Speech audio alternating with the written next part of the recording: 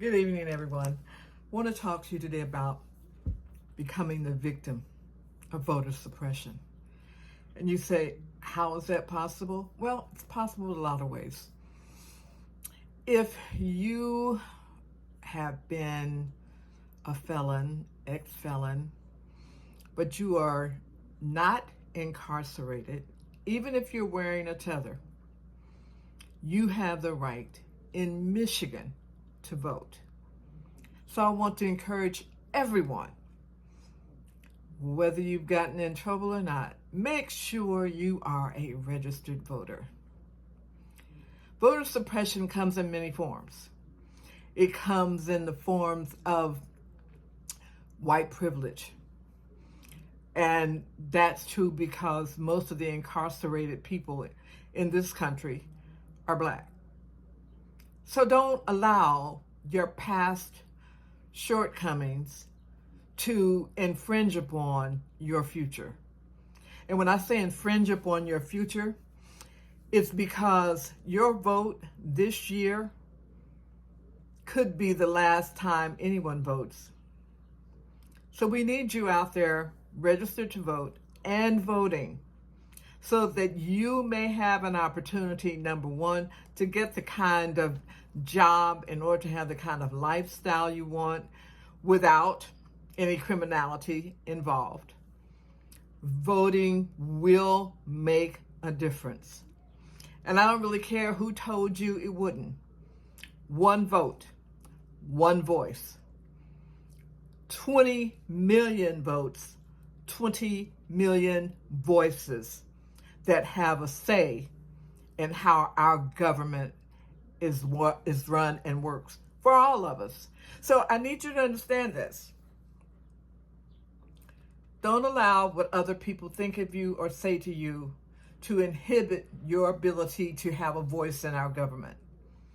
Please, anyone who has been incarcerated but is no longer incarcerated or even convicted of a misdemeanor or a felony, you have a right in Michigan to vote. In 2016, a young man was turned away because he was wearing a tether. That was voter suppression. He still had the right to vote.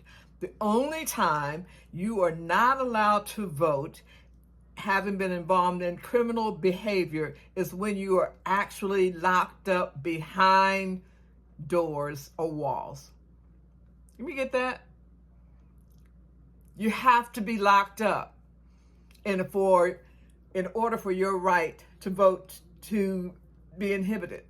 So, look, I know life is hard for a lot of people, but this time around, make sure you exercise your rights to get out there and vote. Get out there and vote.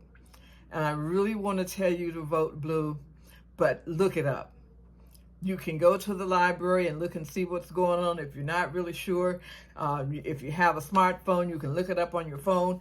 Be aware of what's going on in the environment around you that people have planned to keep you under their foot. We don't need people to keep their foot on us. We already have some issues, but get out there and exercise your right to vote. If you don't, the plan right now is to push us all back into the Jim Crow era where especially Blacks had no rights, and they're trying to push back the rights of women. You need to exercise your right to vote. Anytime you are of age and eligible to vote, you need to make it to a poll. And right now, you can register to vote same day that you're voting, but get in early. Get your vote in early so you don't have to worry about it. Get out and vote. I can't say it enough.